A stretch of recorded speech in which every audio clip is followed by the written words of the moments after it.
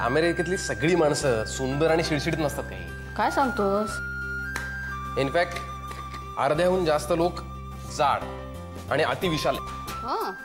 Obesity हा तिथला मोठा प्रॉब्लेम आहे. अरे पण फोटो तर छान छान लोकांचे काढलेले असतात. ते आपल्याला छान वाटावं म्हणून आणि त्यांना छान वाटावं म्हणून आपल्या इथले झोपडपट्ट्यांमधले आणि भिकाऱ्यांचे फोटो तिथल्या मॅगझिन मध्ये छापतात. अरे मग अशा खोटाड्या देशात जातोसच कशाला तू? इथे काय वाईट आहे? काय गप्पा झाल्या? हो. ए बाई, याला काय अमेरिकेला पाठवू नकोस तू. आणि जायचं असेल तर लग्न कर आणि मगच जा म्हणा. वहिनी, मी सांगितलं ना, तिथल्या अर्ध्या मुली जाड किंवा अतिजाड असतात. हो, पण उरलेल्या अर्ध्या आहेत ना शेलाट्या. त्याच्यापैकीच एखादीला आवडलंस तू तर आमच्या शेलाटीचं काय व्हायचं? ते काही नाही, 4 अक्षता डोक्यात टाका आणि मग जा कुठे जायचं ते. वहिनी, अगं हा कसला आवडतोय कोणाला? 17 नखरे आणि 50 खोडी आहे त्याच्या अंगात. ते काही सांगू नकोस मला तू. त्यालाच आवडायची एखादी. काय रे? वहिनी, मला एखादी आवडेल, पण ती आशू सारखं शेंगदाणे घालून वांग्याचं भरीत करू शकणार आहे का? हो का? बर. आणि अश्विनीच्या वहिनीसारखी चिंचगुळाची आमटी, फणसाच्या गऱ्यांची खीर तिच्या वहिनीला बाप जन्मात तरी जमणार आहे का?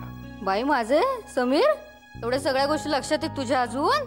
वहिनी, तुमच्या हातच्या स्वयंपाकाची सर जगातल्या दुसऱ्या कुठल्याही वहिनीच्या हाताला नाही. अहो, म्हणूनच मी तुमच्या नंदेशी लग्न करतोय.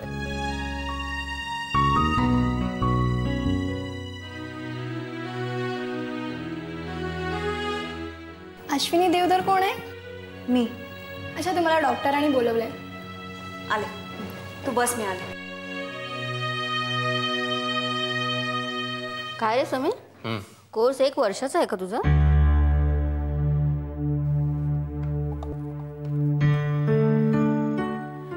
अर्धा तास कोणाला पाठवू नको आता.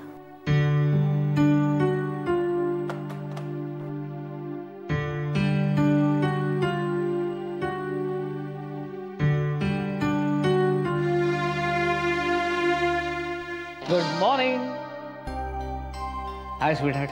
पलाश, तू? तुला तर माहिती आहे मला सरप्राइजेस द्यायला आवडतात. एअरपोर्टवरनं डिरेक्टली तुला भेटायला इथे येईन याची कल्पना केली होतीस तू? अजिबात नाही.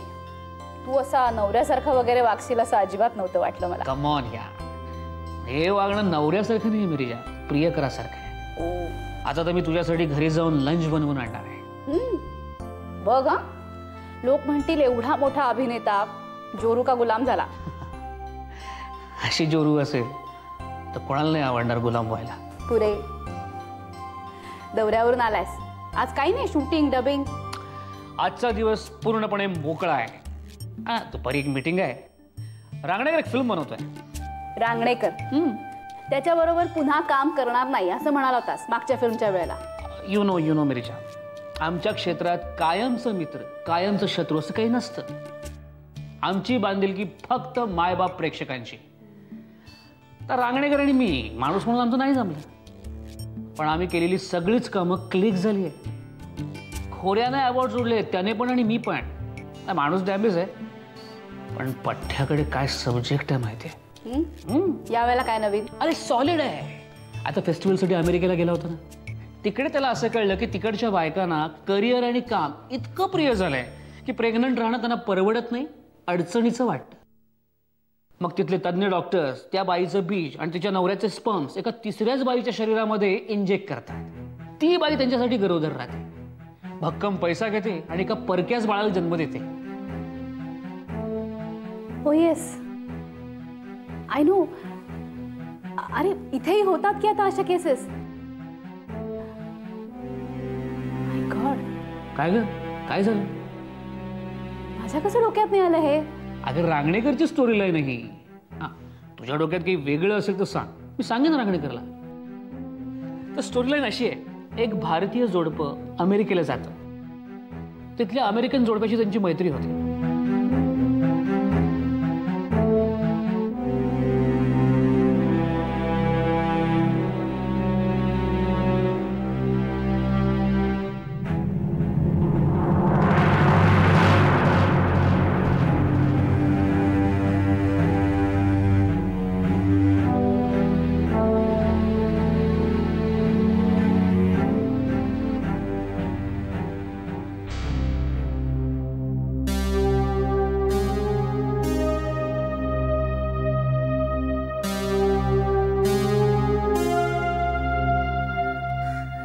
मीता,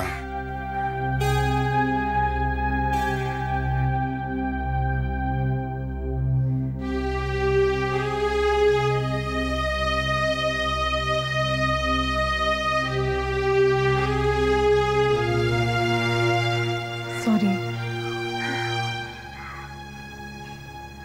काल असं वागायला नको होतं.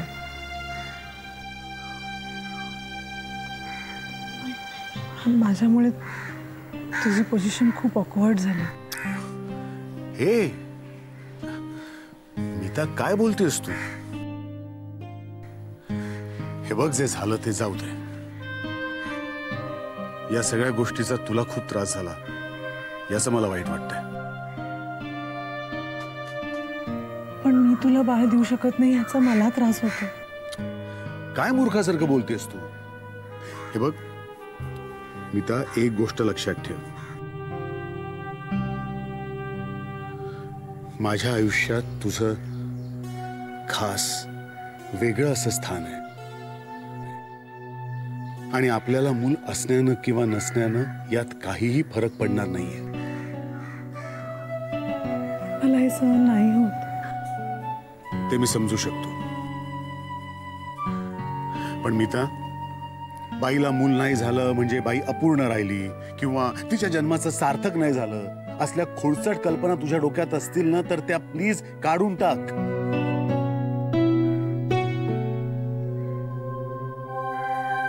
आणि आता हस जरा. कमन कमन हस. येस.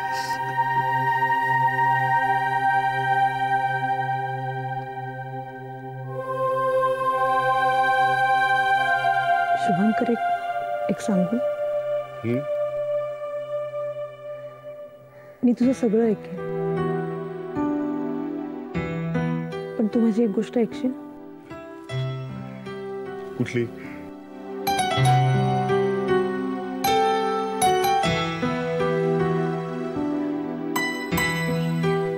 मला डिवोर्स देऊन तू दुसरं लग्न कर.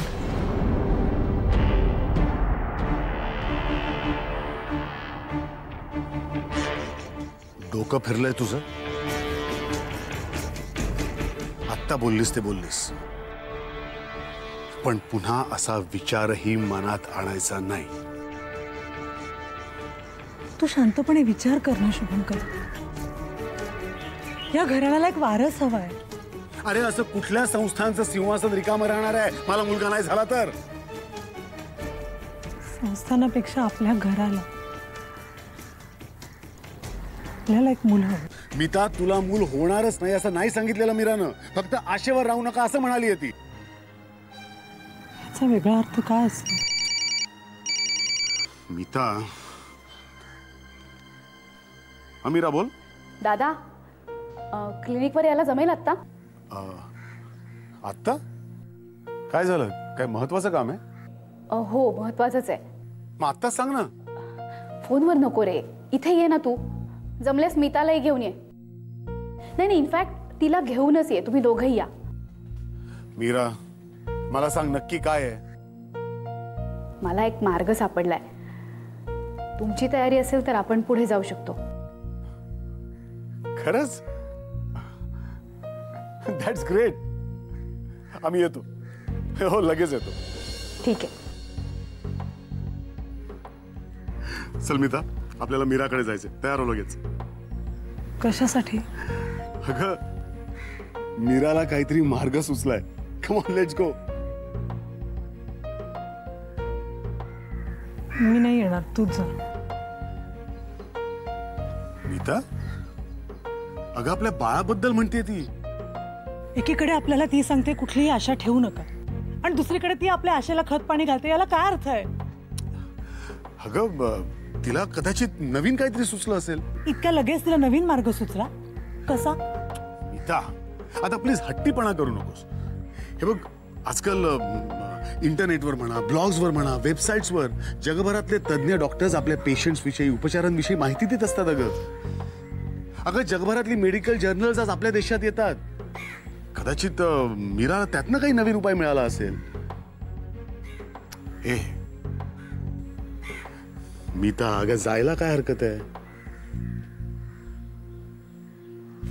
मीता, ठीक आहे, जाऊया.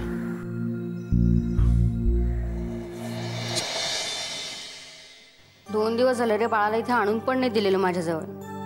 काय नाही, पैसे कमवण्याचे एक धंदे त्यांचे, दुसरं काय नाही. वहिनी, इन्क्युबेटर मध्ये बाळ मजेत आहे आणि नर्सेस आहेत ना त्याच्याकडे लक्ष ठेवायला. हो रे, पण त्या नर्सचे वेगळे पैसे द्यायलाच लागतात ना. बाळाची हौस केवढ्याला पडणार आहे देव जाणे. काय म्हणाले डॉक्टर? बाळाला इन्क्युबेटर मधून काढलंय, तेच सांगायला बोलवलं होतं. मी इथे आणून देणार आहेत ना त्याला माझ्याजवळ? डॉक्टर म्हणत होते तुम्हाला हवा असेल तर आजच डिस्चार्ज घ्या. मी म्हणाले नको, उद्या दादा आल्यावरच डिस्चार्ज घेऊ. अगं बाई, तू स्वतःचं डोकं कशाला चालवतेस? आजच घरी नसतो का गेलो आपण? वहिनी, पण दादा नसताना. अगं दादा तुझा डोक्यावर घेऊन जाणार आहे का मला? टॅक्सीनेच जायचं होतं ना घरी. इथनं उठायचं आणि टॅक्सीत जाऊन बसायचं आहे काय? दादा रागावला असता तर? तुझ्यावर कशाला रागवला असता दादा? आणि घराची मालकीण कोण आहे? मी आहे ना, मग मी घेईन सगळे निर्णय, तुला नकोच घ्यायला. सॉरी वहिनी, तुला विचारायला पाहिजे होतं. मी असा विचार केला की 2च दिवस झाले डिलिव्हरी होऊन तर काही धाड भरलेली नाहीये. एक तर ह्याचं त्याचं ऐकून ना मला या महागड्या हॉस्पिटलमध्ये ऍडमिट केले. डॉक्टर नुसते डोकवून गेले ना तरी व्हिजिट फी द्यायला लागते. अरे हिच्या दादाच्या घरामध्ये काय पैशाचं झाड नाही लावलेलं.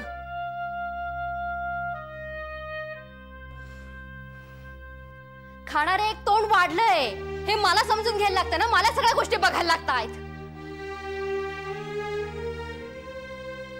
आशू, वहिनी म्हणतात ते बरोबर आहे. आपण डॉक्टरांशी बोलूया. आजच जातो म्हणाव त्यांना. 2 दिवसाचे पैसे तरी वाचतील. अरे मदतच होईल हिच्या दादाला. वहिनी, मी बोलून घेतो डॉक्टरांशी. आणि दादा नाही येत म्हणून काय झालं? आम्ही आहोत ना. चल आशू, आपण जाऊया डॉक्टरांकडे.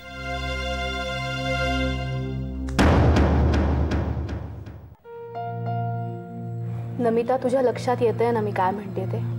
हो, सरोगेट मदर. सरोगेशनसाठी आधुनिक मराठीत तसा योग्य शब्द नाहीये खरं तर. म्हणजे संस्कृत भाषेत पुराणात असेल, पण ते आत्ता जाऊ दे.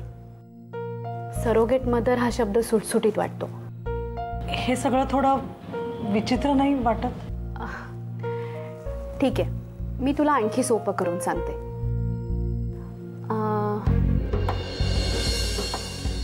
समज आपल्याला खूप प्रमाणात भाजी बनवायची. त्यासाठी लागणारी कच्ची भाजी, तेल, मसाले, चूल सगळं आपल्याकडे आहे, पण भांडं नाहीये. अशा वेळेला आपण शेजाऱ्यांकडून भांडं उसनं आणतो की नाही? तसंच आहे. अगं पण भांडं निर्जीव असतं, बाईची कूस. म्हणूनच आर्टिफिशियली इन्सिमिनेट केलेलं बाळ तिथे नीट वाढतं.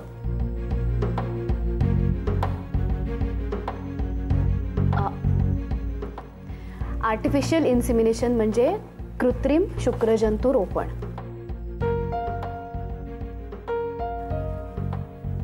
पुरुषाचं आणि स्त्रीचं बीज शरीराबाहेर काढून प्रयोगशाळेत त्याचं कृत्रिमरित्या फर्टिलायझेशन करायचं, फलन करायचं. आणि हे सगळं तिसऱ्या बाईच्या शरीरात कृत्रिमरित्या स्थापित करायचं, इंजेक्ट करायचं. बस एवढंच? सोपं नाहीये ते, पण खात्रीचं आहे. काही वेळेला हा प्रयोग फसतोही, पुन्हा पुन्हा करावा लागतो, पण सक्सेस रेट चांगला आहे. मीरा, त्या सरोगेट मदरशी आम्ही कसं डील करायचं? म्हणजे काही ॲग्रीमेंट वगैरे करावं लागेल का तिच्याबरोबर? हो, तिच्याशी तुमचं रितसर ॲग्रीमेंट होईल आणि त्या ॲग्रीमेंटनुसार होणारं बाळ तिला आपल्याला द्यावंच लागतं. आणि ते जसं असेल तसं आपल्याला घ्यावं लागतं. कसंही म्हणजे? म्हणजे त्या बाळात काही व्यंग असू शकतं, त्याला काही आजार असू शकतो, पण ही एक कायदेशीर तरतूद आहे. हल्ली सहसा असं होत नाही, कारण नियमित सोनोग्राफी वगैरे करतोच आपण. हां, त्या बदल्यात त्या बाईचा सगळा खर्च आणि तुम्ही आपापसात जी रक्कम ठरवाल ती त्या बाईला द्यावी लागते. मीरा, त्याचा काही प्रॉब्लेम नाहीये, ते सगळं होईल. होणारं बाळ त्या बाईसारखं दिसलं तर? फिमेल एग आणि स्पर्म्स दोन्ही आईबापांचे असतात, तेव्हा त्या बाबतीत असं काहीही होण्याची शक्यता नसते. रूप, गुण, सवयी, जीन्स यापैकी काहीही त्या आईचं म्हणजे सरोगेट मदरचं येत नाही.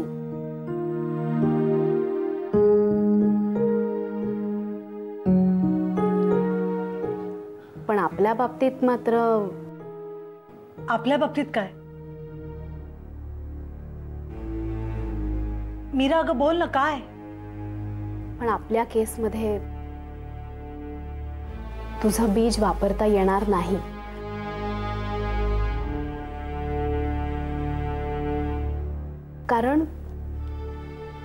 कारण ते फर्टिलाइज होईल की नाही हे सांगता येत नाही.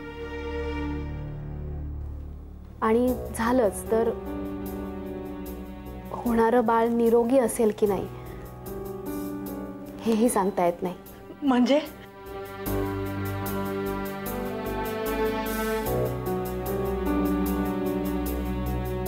म्हणजे दादाचे स्पर्म्स आणि सरोगेट मदरचं बीज. नाही नाही मॅडम, मिसेस देवधरांना आजच डिस्चार्ज हवाय. ठीक आहे, तू जा, मी येते. Okay madam.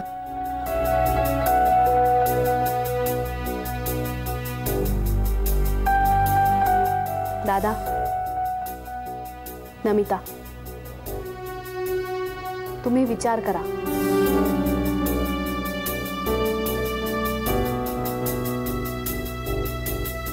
प्रधानांचं मूल मिळवण्याचा हा शेवटचा मार्ग आहे.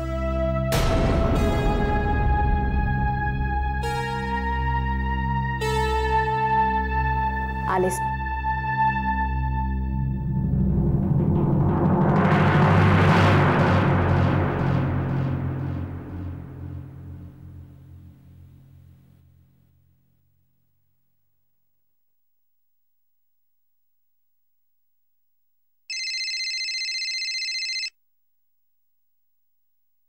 बोल जालिम. बहिणीला आजच डिस्चार्ज देतात. तू गाडी घेऊन येशील? दादा पण नाही इथे. नाही, मी येते, पण मला बघितल्यावर तुझ्या वहिनीचा पारा चढतो. त्याचं काय? जरा अंगभर कपडे घालून या म्हणजे झालं. बुरखाच घालून येते ना. आणखी काही आदेश? हां, तुझ्या गाडीतलं सिगरेटचं पाकिट वहिनीला दिसता कामा नये याची काळजी घे. छान, जो तो उठतो तो माझ्या विडी गाडीवर काय बोलतो? या सुखाने जगू देत मला. येतेस ना? येते, नाहीतर तुझी ती वहिनी टॅक्सीचं बिल तुझ्या माथी मारेल. थँक्स. चल ठेवते.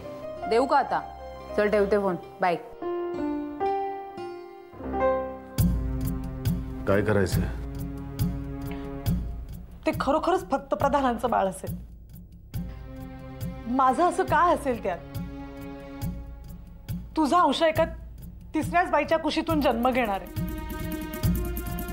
त्यात माझं असं काहीच नसेल ना. मग मी त्याला का आपलं मानायचं? कशासाठी?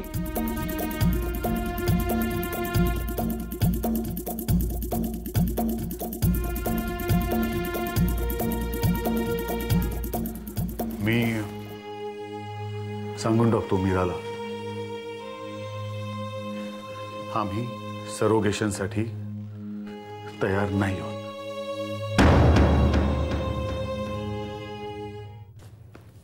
झालं वहिनी, निघूया? हो, निघूया. पहिला राहिलेलं फळं कोणी आणले? दादानेच. म्हणजे आपल्यासाठीच आहेत ना? हो. घेऊन जायचं का ठेवायचेच इथे? घेते. राहू दे, घेते मी. वहिनी ती किटी आहे ना माझी मैत्रीण, ती येते आपल्याला न्यायला. नाही म्हणजे अजून पोचायचे पण येईलच आता. ती कशाला येते? टॅक्स संपल्या का मुंबईतल्या सगळ्या? तसं नाही ग, ती आपल्याला नीट घेऊन जाईल ना, सावकाश. बाळ पण आहे आणि तुला माहितीये मुंबईतले टॅक्सीवाले कशा गाड्या चालवतात. आता बोलवलंच आहे तर जाऊया. पण तुला सांगते मला तितकीशी आवडत नाही ती किटी. बर तुझ्याकडे असतील का पैसे सुटे? अगं त्या हेड नर्स आहेत ना त्या ग परबबाई, हां त्यांना पैसे द्यायला लागतील ना, निघताना काहीतरी हातावर टेकवायला लागेल ना त्यांच्या, म्हणून. खूप धीर दिला होता अगं त्यांनी मला. मी सांगितलंय समीरला, तो तिकडेच आहे, तो देईल. असं म्हणतेस? बरं ठीक आहे. बरं अश्विनी, त्या बाळाला ज्या पाळण्यातनं काढलं तिथे नारळ ठेवलास ना तू? आपलं बाळ जिथे झोपलं ती जागा मोकळी ठेवून जायचं नसतं. ठेवलंस ना? हो ठेवला वहिनी.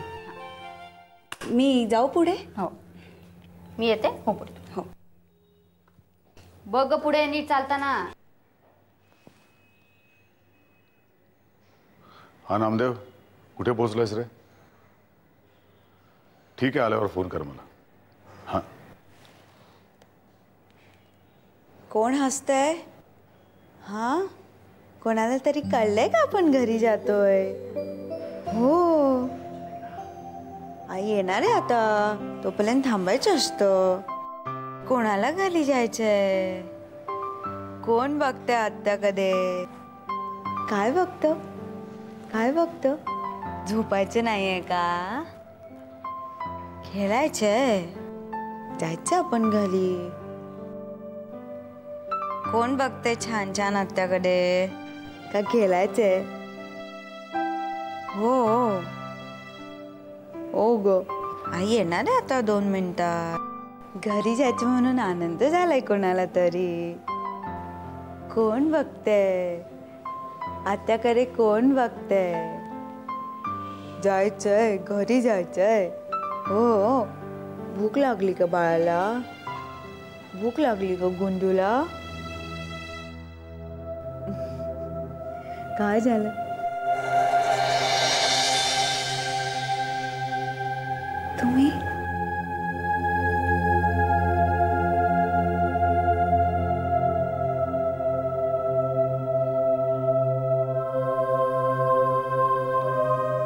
गोड आहे बाळ खूप. मुलगा आहे? हो माझ्या वहिनी आणि दादाच आहे. किती काळजीने घेऊन उभे आहात तुम्ही, अगदी आईसारख्या.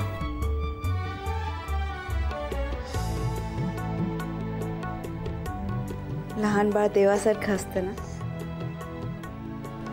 जी माया लावेल ती त्याची आई.